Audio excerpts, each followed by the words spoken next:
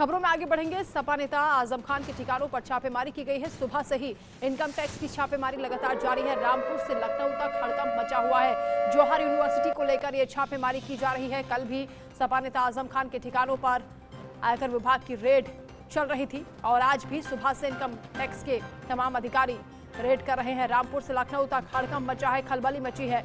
रामपुर, मेरठ, लखनऊ में भी छापेमारी चल रही है। सपा नेता आजम खान की मुश्किलें एक बार फिर से बढ़ती हुई नजर आ रही हैं। इस बीच खबर यह भी मिली कि आजम खान की तबीयत बिगड़ गई है। जौहर यूनिवर्सिटी को लेकर यह छापेमारी चल रही है। रामपुर, मेरठ, लखनऊ में रेड जारी है। गाजियाबाद, सहारनपुर में भी रेड हुई है। इसके अलावा सीतापुर में भी आयकर विभाग का छापा पड़ा है। मध्य प्रदेश में भी आजम के कई ठिकानों पर छापेमारी की जा रही है। अल जौहर ट्रस्ट मामले को लेकर इनकम टैक्स की रेड चल रही है। 2 दिन तक ये छापेमारी की कार्रवाई चलती रहेगी, सूत्र बता रहे हैं। तो कई ठिकानों पर इस वक्त रेड की जा रही है। कल भी आजम खान के कई ठिकानों पर छापेमारी की गई है।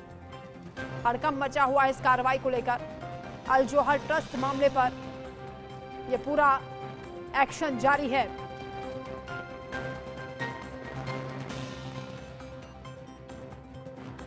ऐसा लगता है कि दिल्ली में बैठे हुए लोग हताशा में ये सब कदम उठा रहे हैं। मोहम्मद आजम खान के खिलाफ उत्तर प्रदेश सरकार के इशारे पर पहले ही सैकड़ों मुकदमे कायम किए गए, फर्जी मुकदमे कायम किए गए और एक केस में जब उसकी सज़ा हुई थी उसमें स्वयं एफआईआर करने वाले एडीएम ने कोर्ट में ये बयान दिया था कि मुझे कलेक्टर ने ज़बरदस्ती मुकदमा लिखवाया था। जहाँ तक इनकम टैक्स के रेट का सवाल है, मैं नहीं समझता हूँ कि आजम जैसे ईमानदार व्यक्ति के यहाँ इस तरह की कार्रवाई होनी चाहिए। उनके यहाँ अपना कुछ नहीं है, यूनिवर्सिटी का कुछ है तो वो सार्वजनिक है, वो किसी निजी नहीं है। तो ये बहुत ही दुखद बात है और देश की राजनीति में अगर इतने घटिया स्तर पर उतरकर लोग काम करने लगेंगे तो ये समाज के लिए और देश के लिए किसी के लिए अच्छा नहीं। इस कार्रवाई को लेकर मेरे सहयोगी फहीम खान इस वक्त रामपुर से हमारे साथ लाइव जुड़ रहे हैं। फहीम, क्या जानकारी है, कहां कहां पर छापा पड़ा है और किस वजह से छापेमारी की जा रही है, पूरी डिटेल बताइए। जी बिल्कुल, देखिए मैं आपको बता दूं कि मोहम्मद आजम खान के जो ठिकानों पर कल से 6 बजे से जो छापेमारी चल रही है वो रात भर भी बदस्तूर जारी रही और अब सुबह से भी फिर से वो जो है छापेमारी जारी है, जिसके अंदर इसकी वजह मैं पहले बता दूं आपको कि जो शहर विधायक हैं आकाश सक्सेना, उन्होंने ईडी को शिकायत की थी कि वो 60 करोड़ रुपए का जो लेन देन है वो इस तरह ऐसे लोगों ने डोनेट किया है पैसा जौहर यूनिवर्सिटी को जो खुद टैक्स पेयर नहीं है, जिनकी हैसियत 9 लाख की नहीं है और उन्होंने 1 करोड़ रुपया जो है वो दान दिया है जौहर यूनिवर्सिटी को। इसमें वित्तीय जो अनियमितताएं थी उस अनियमितताओं को और इस पैसे के घालमेल की शिकायत को लेकर आकाश कुमार सक्सेना ने 2019 में इसकी शिकायत करने के बाद ये कहा था कि इसकी व्यापक स्तर पर जांच होनी चाहिए, नंबर 1। नंबर 2, दूसरी बात यह हुई कि जो जौहर यूनिवर्सिटी बनाई गई थी उस जौहर यूनिवर्सिटी के अंदर जिस तरह से लैंड का यूज किया गया था, लैंड की जो लैंड यूज जो है उसका चेंज किया गया था और उसको फिर अंडर ले लिया गया था जौहर यूनिवर्सिटी के, उसको भी जो है गवर्नमेंट ने पास आउट करने के बाद उसको जो लैंड को है वो छुड़ाया है। तो उसके बाद में जिस तरह से इसके अंदर कई सारी अनियमितताएं देखने को मिली, किसानों ने भी ये कहकर मुकदमे दर्ज कराए कि उनकी जमीनों को कब्जा किया गया है। तो लगातार जिस तरह से चीजें परत दर परत खुली तो ये जो है इनकम टैक्स डिपार्टमेंट के निशाने पर आ गए और उसके बाद में जो डिपार्टमेंट था वो कल जो है वो 5 ठिकाने रामपुर के अंदर जो 5 उनके बहुत करीबी हैं उनके यहाँ छापेमारी की गई, आजम खान के घर पे की गई और आजम खान के घर पे गोल्ड की वैल्यूएशन की गई और उसके साथ में जो दस्तावेज मिले, दस्तावेज में जो पैसे का लेन देन था, जो रुपये का लेन देन था, उसको देखने के लिए, उसको जांचने के लिए और उसमें उसमें विटनेस के रूप में जो है पीएनबी बैंक के मैनेजर को बुलाया गया और उसके हस्ताक्षर कराए गए। ये जो है पूरी रात ये स्थिति चलती रही। और दिन की मैं बता दूं आपको कि जब ये कार्रवाई चल रही थी उसी दौरान खबर मिली कि आजम खां की तबीयत अचानक से बिगड़ गई है और उनको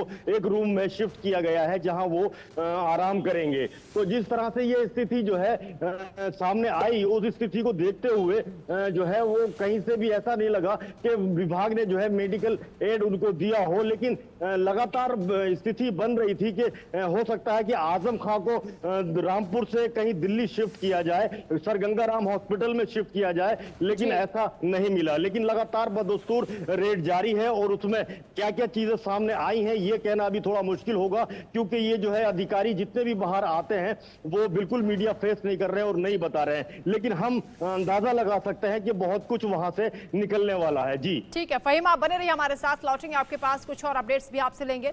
वहीं आजम खान के मुद्दे पर राज्यसभा सांसद कपिल सिब्बल ने भी बीजेपी पर हमला बोला, सुने। इनका जो ये सोच है ना कि किसी तरीके से जो विपक्ष के लोग हैं इनको कुचल दिया जाए। अब मैं पूछना चाहता हूं कि ईडी का नोटिस उस दिन क्यों आना चाहिए जब कोऑर्डिनेशन कमेटी की मीटिंग है? 2 दिन बाद नहीं दे सकते थे? उसी दिन दिया जब कोऑर्डिनेशन कमेटी की मीटिंग है। किस सोच के साथ दिया? क्योंकि ईडी भी राजनीतिक सोच के साथ आगे चल रहा है। और घोसी हारे तो आजम खान के ऊपर छापा, समाजवादी जीती तो आजम खान के ऊपर छापा। तो ये तो इनका पॉलिटिक्स ही है कि एजेंसीज को के द्वारा आप लोगों को गिरफ्तार करो और फिर भाषण दो, और फिर ऐसा भाषण दो जो विवादित भाषण हो, और जो बाहर के लोग आए हैं उनको कहो कि देखो हिंदुस्तान कितना डेमोक्रेट है। हम तो अकबर की बात करते हैं, कितना बड़ा डेमोक्रेट था। तो ये तो मैं साथ देता हूँ मोदी जी की कि किस तरीके से वो अपनी राजनीति, देश के कानून के हिसाब से अगर किसी भी डिपार्टमेंट को कहीं लगता है कि यहाँ गड़बड़ है तो उनको पूरी आज़ादी होनी चाहिए, और आज़ादी है। और जो कंसर्न आदमी है जिसके यहाँ छापेमारी हुई है उसको पूरे दस्तावेज पेश करने चाहिए, इसमें कोई बुरी बात नहीं है। लेकिन एक चीज़ है कि अगर विपक्ष के लोगों पर केवल हो और जो सत्ता पक्ष के लोग हैं उन पे ना हो, ऐसा भेदभाव नहीं होना चाहिए। और जहाँ तक बात है देश के कानून के हिसाब से वो भी काम कर रहे हैं, और हम जनप्रतिनिधि चाहे एमएलए हों प्रदेशों में चाहे एमपी हों देश में, तो हम लोगों को भी कानून के हिसाब से जो सरकार की कमियां और खामियां वहाँ रखनी चाहिए, बजाय उस चीज़ को एक तूल पकड़ाने के बजाय। फहीम लगातार हमारे साथ जुड़े हुए हैं। फहीम, एक तरफ तो कार्रवाई चल रही है, दूसरी ओर सियासत भी इस पर जारी है, क्योंकि रामगोपाल यादव से लेकर कपिल सिब्बल हो, तमाम लोगों की ओर से यही कहा जा रहा है कि ये भेदभाव के तहत एजेंसियों का दुरुपयोग किया जा रहा है। साथ ही ये भी बताइए कि आजम खान की तबीयत भी बिगड़ गई थी, उसको लेकर क्या अपडेट है? जी बिल्कुल, देखिए मैं वहीं आ रहा था कि जिस तरह से कार्रवाई चली और कार्रवाई में चीजें सामने आई और अचानक हमने हलचल देखी और लोगों को अंदर और बाहर आते देखा।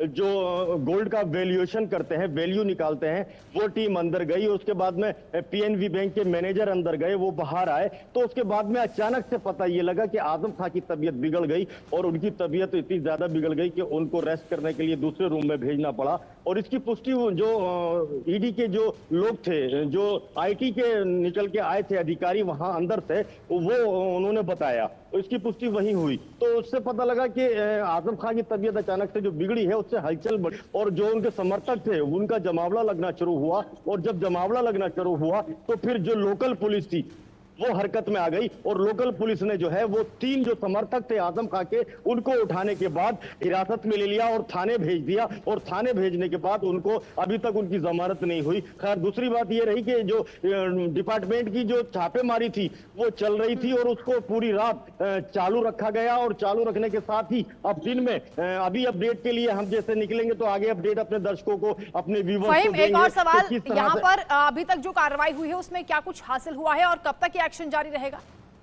जी बिल्कुल, देखिए अच्छा सवाल है आपका, लेकिन आप जानती हैं कि ये जो जिस तरह से आईटी जो है वो कार्रवाई करती है, जिस तरह से छापेमारी करती है, तो इसको बिल्कुल वो बाहर नहीं निकालती और जी। उसकी जानकारी किसी को नहीं देती। जितने अधिकारी निकले हैं उनके सबके सामने हमने माइक रख के पूछा कि क्या आपको मिला अभी तक, लेकिन उन्होंने चुप्पी साध के रखी है। लेकिन जिस तरह से जो चीजें सामने आ रही हैं, उन चीजों को हिसाब लगाने के बाद हम अपने व्यूअर्स को बता रहे हैं कि आजम खां के यहाँ गोल्ड भी निकला है और दस्तावेज भी निकले हैं और दस्तावेज को खंगाला जा रहा है और उन दस्तावेजों में जो लेन देन है पैसे का वो सामने आ रहा है। और जो वो सामने आ रहा है तो वो कहां से कैसे आ रहा है, देखिए बिल्कुल तस्वीर वहीं जा रही है लौट के जो शिकायत हुई थी। 60 करोड़ रुपए का जो लेन देन था वहीं कहीं ना कहीं जो है ये सुई घूमती नजर आ रही है हमें कि ये जो है जो दस्तावेज है उसमें जो पीएनबी बैंक के मैनेजर हैं उनसे जो है पूरी डिटेल ली गई है कि ये पैसा कहां से आया और कहां को गया और ये किसने दिया।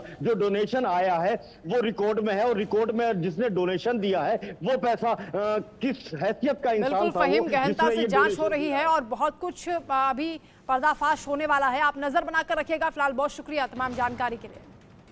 तो रामपुर से मेरे सहयोगी फहीम खान की ग्राउंड जीरो से देखिए खास रिपोर्ट। कई घंटे हो गए हैं इस वक्त आईटी की छापेमारी चल रही है और आजम खां के घर पे जो आईटी की टीम है वो अंदर है।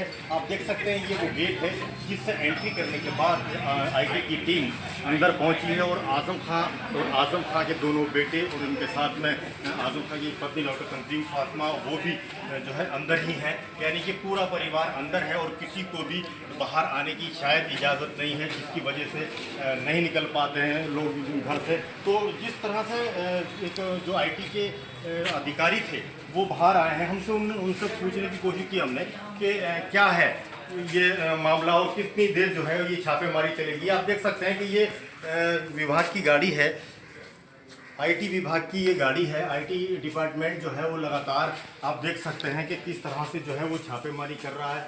अंदर जो है वो जो प्रक्रिया जो उनकी है वो चल रही है।